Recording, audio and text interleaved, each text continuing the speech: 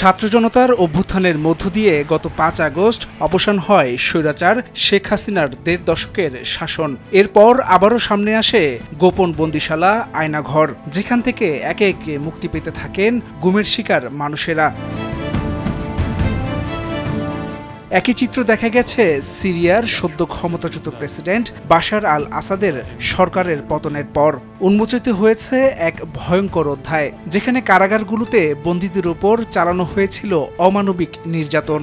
বিশ্বব্যাপী আলোড়ন তোলা এসব নির্যাতনের মধ্যে অন্যতম ছিল সায়দনায়া কারাগার।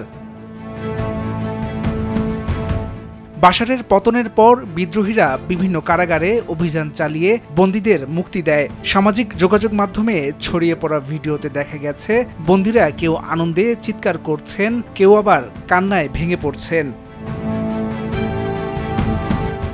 সিরিয়ার রাজধানী দামেস্কের উপকণ্ঠে অবস্থিত সায়দনায়া ও পালমিরার মরুভূমিতে তাদমর কারাগার ছিল দেশটির সবচেয়ে ভয়ঙ্কর কারাগার। ২০১৪ সালে সিরিয়ার এক সরকারি কর্মচারী সিজার ৫৩,২৭৬টি নথি প্রকাশ করেন, যেখানে দেখা যায় ৬,৭৮৬ জন বন্দী সরকারি হেফাজতে মারা গেছেন। অ্যামনেস্টি ইন্টারন্যাশনাল ২০১৭ সালে সায়দনায়া কারাগারকে মানব কসাইখানা বলে আখ্যা দেয়। তারা জানায় হাজার হাজার মানুষকে ফাঁসি দেয়া হয়েছে বা নির্যাতনের মাধ্যমে মৃত্যুর মুখে ঠেলে দেওয়া হয়েছে। বন্দীদের খাবার, পানি ও চিকিৎসা থেকেও বঞ্চিত করা হয়েছে। সিরিয়ার কারাগারগুলোতে বন্দীদের চাবুক দিয়ে পেটানো, ঘুমাতে না দেয়া, বিদ্যুৎপৃষ্ট করা এবং ধর্ষণের মতো অমানবিক নির্যাতন চালানো হতো। পুরুষ ও নারী উভয়ের উপর এই নির্যাতন চালানো হয়। একটি বিশেষ ধরনের চেয়ারে বন্দীদের বসিয়ে এমনভাবে বাঁকানো হতো যে তাদের মেরুদণ্ড ভেঙে যেত। কাঠের পাটাতনের উপর শরীরের অংশ বেঁধে এমনভাবে টানা হতো যে অসহ্য যন্ত্রণা হতো।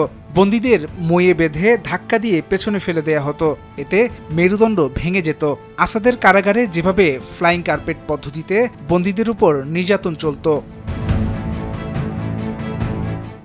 জাতিসংঘের সিরিয়া কমিশনের সমন্বয়ক লিনিয়া আরভিডসন জানান, বন্দিশালার চিত্র ভয়াবহ হলেও অপ্রত্যাশিত নয়। ২০১১ সাল থেকে জাতিসংঘ সাবেক বন্দীদের সঙ্গে কথা বলে তথ্য সংগ্রহ করে। সাবেক বন্দীদের কাছ থেকে প্রাপ্ত বর্ণনার সঙ্গে বাস্তব চিত্রের মিল পাওয়া গেছে।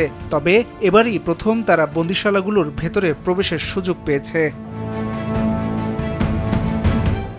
বিদ্রোহীদের মতে বাশারের কারাগারে প্রায় ১,৩৭,০০০ বন্দী ছিল। অনেককে মুক্ত করা সম্ভব হলেও এখনও অসংখ্য মানুষ গোপন কারাগারে আটকে আছে বলে ধারণা তাদের। সাবেক সৈন্য ও কারারক্ষীদের কাছ থেকে গোপন দরজার পাসওয়ার্ড নিয়ে বন্দীদের মুক্ত করার চেষ্টা চালানো হচ্ছে। ত্রাণ সংস্থাগুলোর মতো অনেক বন্দী বৈদ্যুতিক দরজার পেছনে আটকে আছেন, যা সিসিটিভি ফুটেজে ধরা পড়েছে। বন্দীদের মধ্যে অনেকে জীবনের অধিকাংশ সময় কারাগারে কাটিয়েছেন। বাশার আল আসাদের শাসনামলের নির্মম নির্যাতনের চিত্র মানব সভ্যতার জন্য একটি গভীর কলঙ্ক হয়ে থাকবে।